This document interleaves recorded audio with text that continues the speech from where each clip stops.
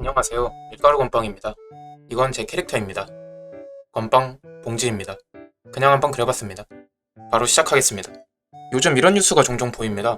초등, 중학교 코딩 교육 25년부터 필수 과목으로 2025년 코딩 교육 의무화, 가르칠 교사도 없는데 교육 의무화부터. 이런 뉴스들을 보면서 이런 생각이 들었습니다. 초딩들이 무슨 언어로 코딩을 배우지? 가장 가능성이 높은 건 블록 코딩인데 이건 이미 하고 있는 학교들도 많고, 이 블록 코딩이 실제 코딩 실력에 도움이 되느냐를 생각해 봤을 때 저는 노라고 생각합니다. 그러면 이제 블록 코딩을 제외하고 정석적인 언어들을 들여다봐야 합니다. C++, 파이썬, 자바, 자바스크 넌 나가고. 근데 초딩들이 이걸 배우기에는 근본적인 문제가 있습니다.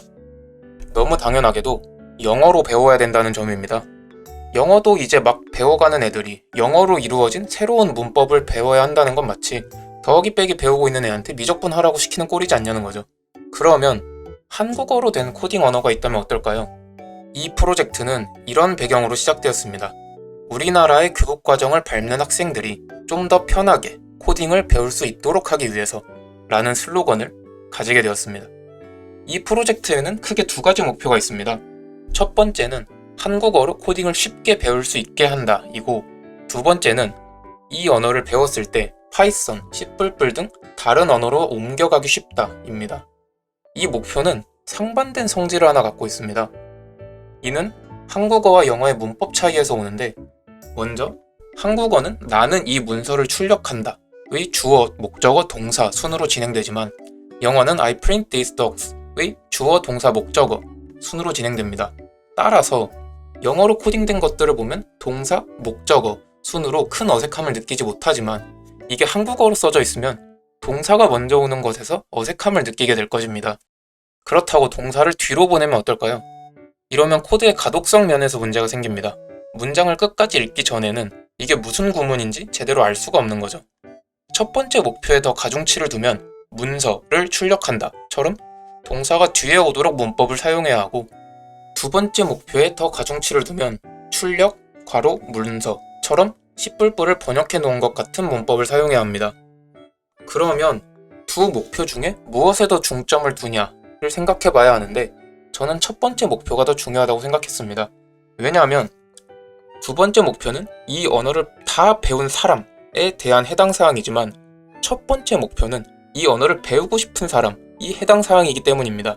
그래서 한국어의 문법을 최대한 따라가기로 하였고, 그러면서도 코드의 가독성을 최대한 높이면서 제작해볼 생각입니다. 여기까지 생각을 하고 기존의 한국어로 만들어진 코딩 언어들을 좀 살펴봤습니다. 말씨, 씨앗, 도깨비, 기타 등등 좀 찾아봤는데 도깨비라는 언어는 현재도 계속 업데이트를 하는 것 같더라고요.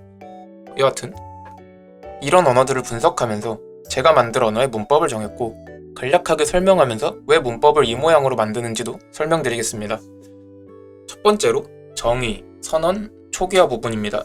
구구절절한 설명보다는 한 번에 보는 게 편하니 예제를 띄워놓고 보죠. 기본적으로 선언만 할 때는 A가 있다, 선언 및 초기화를 할 때는 A는 B이다 식으로 선언하여 사용하게 됩니다. 들여다보면 는이 이퀄의 역할을, 이다가 세미콜론의 역할을 하게 되는데, 저 는과 이다는 둘 다 어느 정도 변형을 허용하여야 합니다. 가령 사과는 3이다, 낑깡은 5다, 배가 있다, 귤이 있다.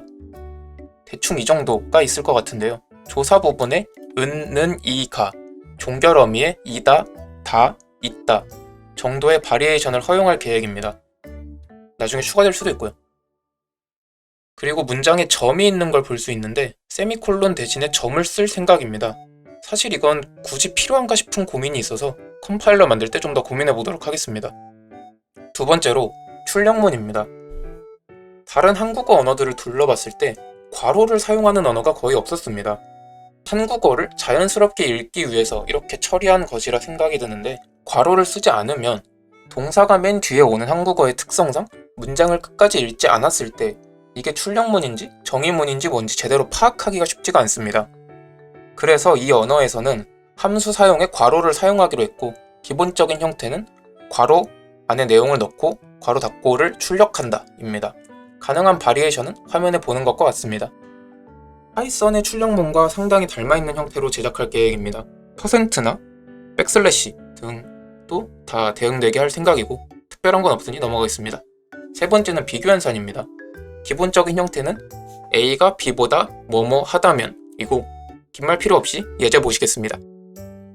위에서 쭉 봐왔던 것처럼 조사에 대한 다양한 형태의 허용이 필요합니다.